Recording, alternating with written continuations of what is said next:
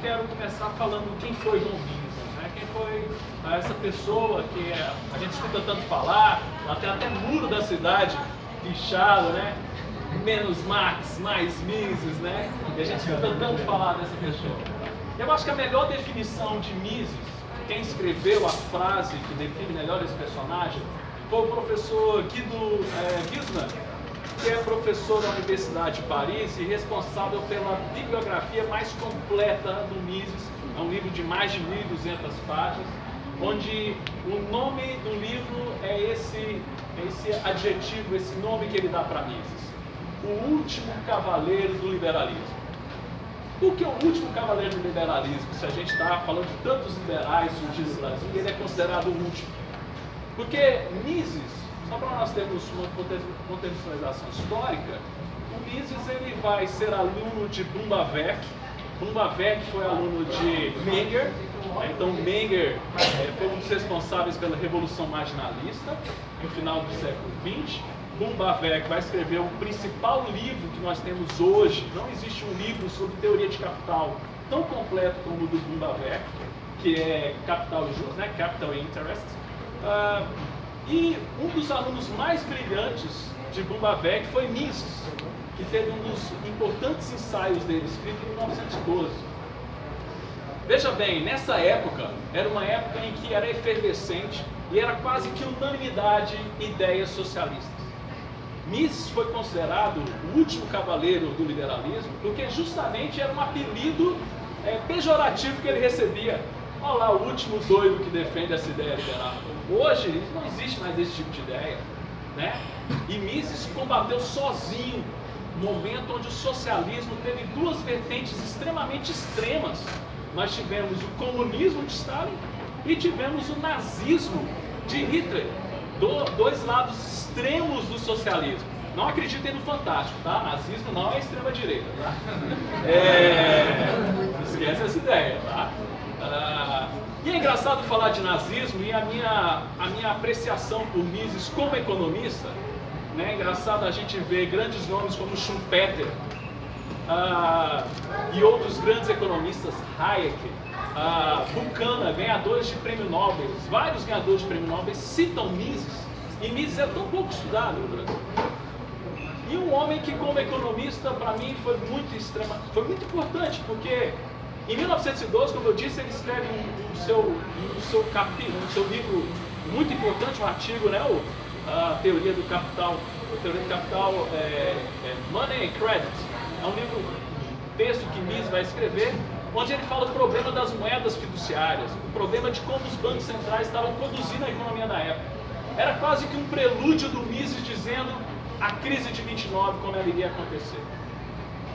Em setembro, nós também estamos em setembro de 1932, na reunião de um grupo extremamente importante da época, que é importante até hoje, que é a Sociedade dos Pensamentos Sociais, que se reunia em Viena. Nessa reunião de setembro de 1932, Mises vai falar assim: senhores, vocês se deram conta que nós estamos na nossa última reunião? E todos se assustaram, falaram assim: como assim nossa última reunião? Sim, a nossa última reunião. Hitler está caminhando para o poder e se ele assumir o poder, as suas ideias socialistas vão destruir reuniões como essa. E todos riram de Mises. Olha lá, o último cavaleiro do liberalismo. Olha lá, o último cara que defende essas ideias liberal mal. E de fato foi o que aconteceu. Em 6 meses, Mises assume o poder e essa sociedade só vai... O Hitler assume... Isso é ótimo, né? O Hitler assume o poder e a sociedade só vai se reunir após o final da Segunda Guerra Mundial. Então, de fato, o que mais me atraiu a estudar Mises foi como ele foi levado pela sua consistência a defender as ideias liberais. Ele não foi guiado por momentos, por conveniências. Ele vai ser fiel às suas ideias, como um cientista, ao ponto de conseguir propor uma teoria econômica exclusiva, única dele, que existe no liberalismo, não só também na economia também, que é a praxeologia, um método extremamente interessante de como analisar a economia, de como ver a economia como ela é, a economia como resultado da ação humana. E com essa metodologia vários economistas ao longo das décadas conseguiram acertar as previsões a respeito de crises, até mesmo de como fazer investimentos em bolsas de valores. É uma teoria extremamente fértil, porque ela de fato é fiel, ela é sólida dentro dos estudos de Mises. Mises foi extremamente produtivo, foi embora fugido do nazismo, foi embora de Viena, ele conseguiu naquela época ir para Genebra e depois foi para os Estados Unidos, e pela sua consistência, por não se fazer conchavos ali, se manter fiel à ideia de liberalismo, na verdade ele defendia o laissez-faire, então seria a condição mais pura do liberalismo. Mises vai não conseguir nenhuma posição acadêmica. Ele vai de fato ter que depender de doações. Leonard Reed foi um grande patrocinador das ideias de Mises, e até eu mesmo como professor me sinto envergonhado às vezes. Eu que sou professor universitário, que sou remunerado para produzir, não consigo ter o volume de produção que esse homem tem. Então aqui, nesse lançamento, nós estamos lançando um pedaço da obra de Mises. O objetivo da editora LVN, juntamente com o Instituto Mises Brasil, é refazer as traduções em português das obras de Mises. Nós temos muitas traduções equivocadas. Quem comprar os 6 lições, por exemplo, vai ver que tem alguns parágrafos a mais, porque muitos parágrafos foram suprimidos da tradução. Então, nós temos uma tradução mais atual, uma tradução mais preocupada em ser fiel aos originais escritos por Mises. E uma coisa muito bacana, tem muitas notas do tradutor e muitas notas do editor. Então, alguns pontos de algumas obras do Mises, você vai ver o tradutor e o editor chamando, falando assim, essa é a ideia que semeia o que o Mises fala lá em Ação Humana, na parte tal de Ação Humana, a respeito de propriedade privada. Então, é um excelente livro, é uma excelente coleção até mesmo para se estudar o Mises, porque você tem uma colaboração forte de pessoas que querem que você estude Mises, que no caso a pessoa do editor responsável, o Alex Catarino, da editora LVN. E um outro ganho muito bom dessa coleção é que nós temos prefácios das edições originais americanas e prefácios brasileiros, escritos por brasileiros.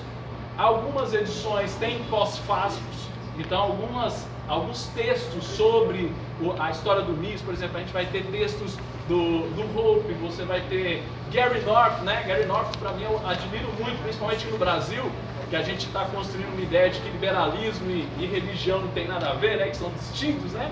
Gary North, para mim, é o autor atual que mais consegue ligar cristianismo com as ideias do liberalismo, principalmente da escola austríaca de economia. Professor Salerno também, nós temos pós-fácil do professor Salerno, e de grandes nomes aqui do Brasil, como o próprio Adolfo Saxida, o professor Adriano Jantu, que vai escrever um prefácio fantástico, um dos melhores prefácios, eu achei que é justamente um conflito de interesse onde se sai. Então, quando eu tive contato com essa obra, com essa tradução em maio, né? Em maio nós tivemos em São Paulo, foi comemorado os 10 anos do Instituto Mises Brasil, e teve o pré-lançamento dessa coleção.